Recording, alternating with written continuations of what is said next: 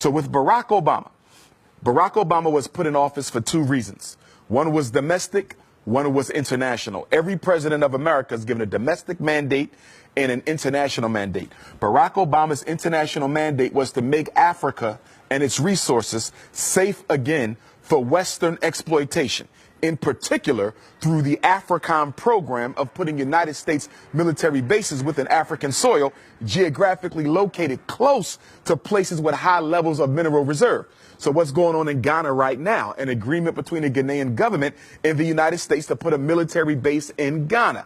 This is all strategic to make sure that if Africa ever decides to rise up and push back against European imperialism, aka white supremacy, they will not be in a military position to be able to do that. So Obama succeeded.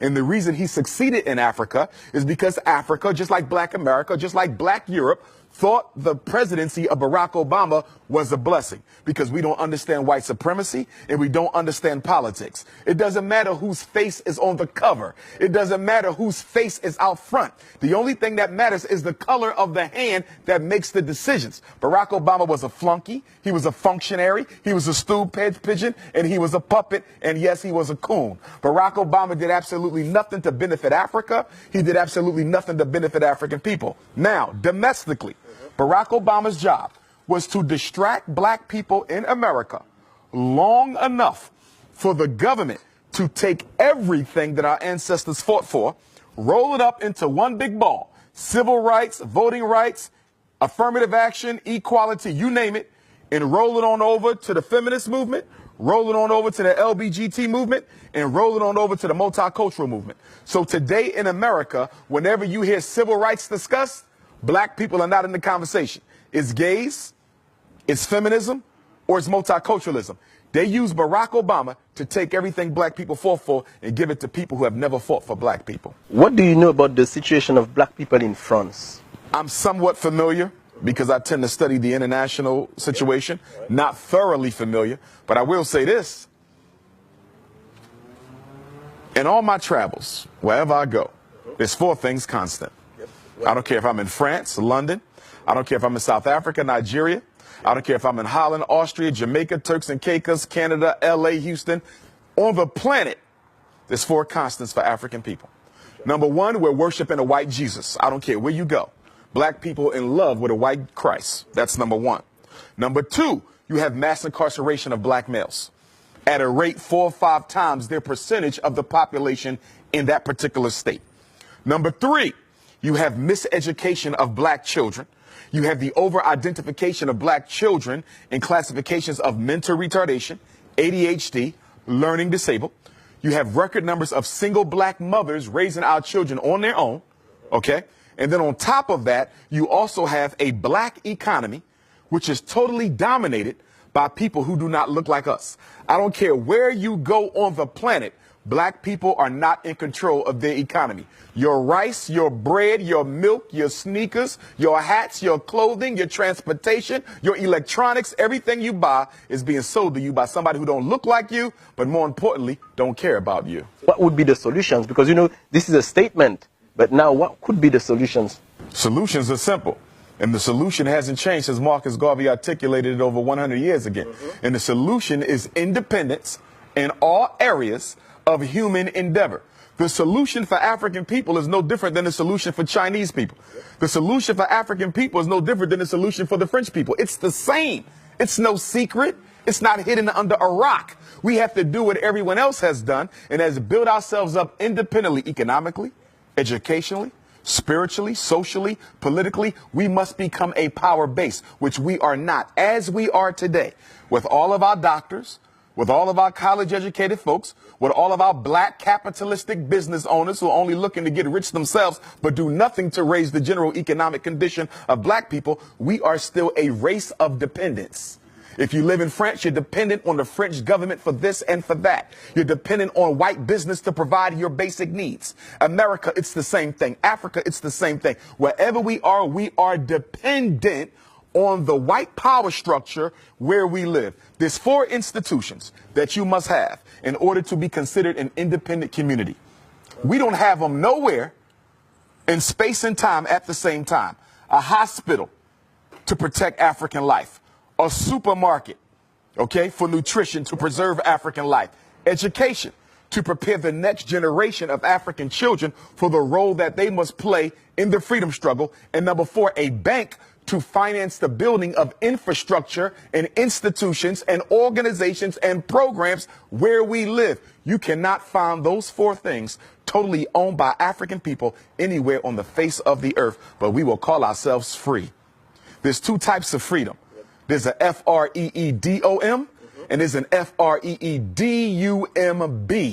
White people have the freedom. We have the freedom because we're too politically uneducated to recognize that it doesn't matter if you can drive a Mercedes. It doesn't matter if you can live in a white suburb. It doesn't matter if your black child can go to a white school. At the end of the day, what do you control? What do you own? What do you produce? What do you distribute?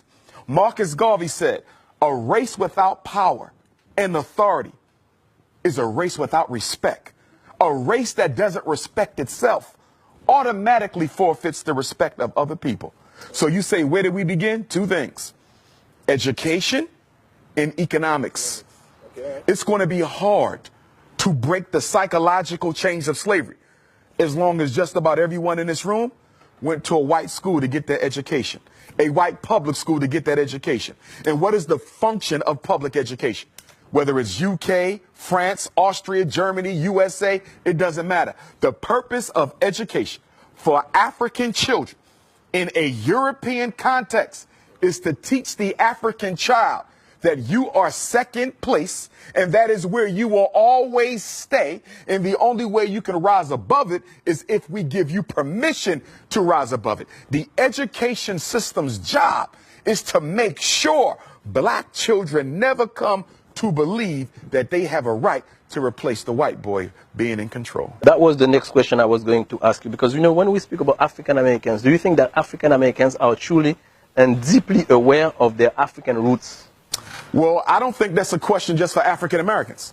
I think that's a question for Africans anywhere. Yeah, of course, but I'm speaking about this because you are from the United States, so of course. Right, but I want to Pan-Africanize the question, though. Okay, all right. So because whether you're dealing with France, whether you're dealing with UK, whether you're dealing with Black America, okay? So globally, yeah. Globally, it's no different. Canada, it's no different. So do you think that Afro-descendants are really aware of their African roots? I think that we are aware of the roots, but we are in denial of the roots, okay? This is why black women spend billions of dollars on perm, weave, blonde hair, green eyes, blue eyes. This is why educated black men, I don't care if they live in Paris, I don't care if they're in Austria, Holland, UK, Canada, US, or South Africa. Educated black men marry outside of their race more than the men of any other race put together because you hate yourself. And the reason why we do this is we actually think we can convince white people if we act white enough to accept us, because we don't understand white supremacy and we don't understand eugenics. Eugenics is the science of exterminating the African DNA. It don't matter if you're light skinned with green eyes, you still African. It don't matter if you're blue, black, purple with nappy hair, you still African. It don't matter if you in Paris speaking French or the US speaking English. At the end of the day, you carry the gene of Africa. And that gene of Africa is the most powerful DNA on earth. We are the only people who can reproduce ourselves in every other group. I can make a baby with a Chinese woman, it's an African baby. I can make a baby with a French woman, it's an African baby. An Arab, an East Indian, a Native American, it's an African baby. You understand? The white man cannot reproduce himself in any other woman but one who looks like him, because he's genetically recessive. I'm genetically dominant, and that's why he must eliminate me. Because in the natural order of things, if I do absolutely nothing, we can literally predict the date where he will no longer exist. So he has to make a decision. He either has to get rid of me first before nature gets rid of him. So speaking about this, what is your feeling about interracial marriage? I don't support it. Why? I have nothing against white women or Chinese women or Arab women or East Indian women, but the black man belongs with the black woman.